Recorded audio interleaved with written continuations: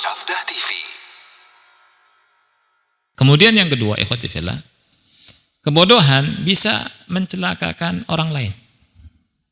Ya, ada hadisnya, hadis Jabir bin Abdullah, kata beliau, kunna fi safarin. Kita pernah safar bersama sebagian sahabat.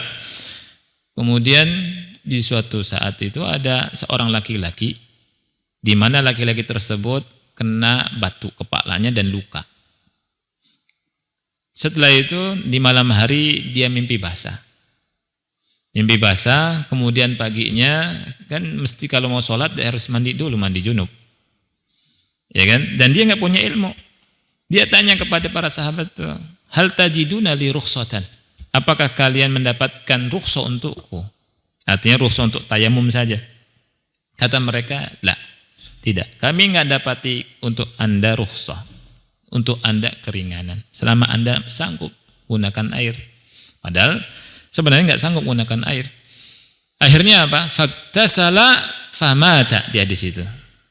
Maka mandilah orang tersebut, mandi wajib, lukanya kena, dan dia pun akhirnya mati. Dia mati gara-gara apa? Fatwa tanpa ilmu. Sahabatnya sendiri, kawan-kawannya sendiri yang berfatwa yang membuat dia mati celaka. Makanya ketika datang ke Madinah, Jabir bin Abdullah menghabarkan hal itu kepada Rasulullah SAW. Rasulullah SAW berkata, qataluh. Mereka itu yang berfatwa mesti mandi telah membunuh dia, kata Rasulullah SAW. Qatalahumullah. Qatalahumullah. Semoga Allah balas mereka, kata Rasulullah SAW. Kata Rasulullah SAW, tidakkah mereka mau bertanya kalau tidak mengetahui? Ala sa'alu idza lam ya'lamu, kata Rasulullah SAW. Fa innama syifa'ul ayyis su'al. Sesungguhnya obat dari ketidaktahuan, obat dari kebodohan, kejahilan itu bertanya, kata Rasulullah SAW. Kata Rasul, cukup bagi dia an yatayammam, untuk bertayamum saja. Nah, lihat ikhwati fillah bahwa kebodohan itu bisa membunuh orang lain. Nah, berapa banyak sekarang fatwa-fatwa yang dengan fatwa tersebut nyawa hilang. Ya, mengatasnamakan jihad, mengatasnamakan karena Islam. Ya, enggak apa-apa. Ya, demo mati enggak apa-apa, syahid kan gitu banyak gitu.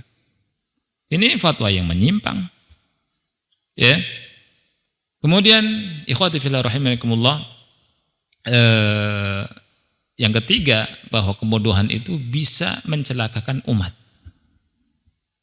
Kebodohan itu bisa mencelakakan umat. Ngeri kan? Dalam hadis Bukhari Muslim, Rasulullah SAW pernah bersabda, innallaha la yaqbidul ilma intiza'an yantazi'uhu minal ibad. Allah itu, kata Rasulullah SAW, tidak langsung ngambil ilmu langsung begitu saja dari hamba-hambanya. Walakin yaqbidul ilma biqabdil ulama. Tapi Allah Subhanahu wa taala, kata Rasulullah SAW, mengambil ilmu itu dengan cara mewafatkan ulama. Jadi ulama itu diwafatkan. Orang alim itu satu-satu meninggal. Nah, ciri rusaknya alam semesta itu dengan diwafatkannya orang-orang alim. Orang alim yang benar, bukan orang alim yang menurut orang awam. Ya, alim yang benar, alim yang sesuai dengan Al-Quran dan Sunnah Rasul Sallallahu Alaihi Wasallam. Dan orang alim yang meninggal ini belum tentu ada gantinya, ya, atau susah gantinya, atau lama. Makanya cara Allah mengambil ilmu itu dengan cara biqabdil ulama. Kemudian kata Rasulullah SAW, hatta idza lam yubki aliman, sehingga apabila tidak ada orang alim, apa yang terjadi? Ittakhadhan nasu ru'usan juhala. Maka manusia mengangkat orang-orang bodoh sebagai pemimpin. Nah, ini dia.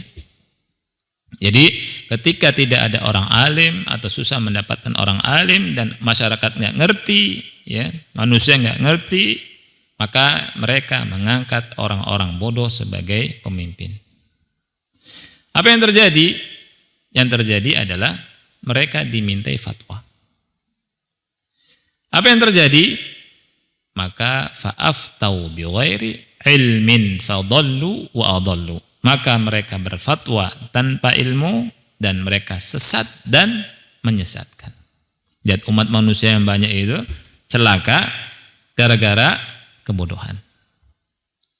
Ketika orang bodoh diangkat jadi pemimpin, kemudian ngurusi masalah umat, umat bertanya kepada orang bodoh tersebut yang sudah kadung diangkat jadi sesepuh, diangkat jadi ketua, diangkat jadi pemimpin, kemudian fatwa tanpa ilmu menyesatkan umat sekian yang banyak sekali.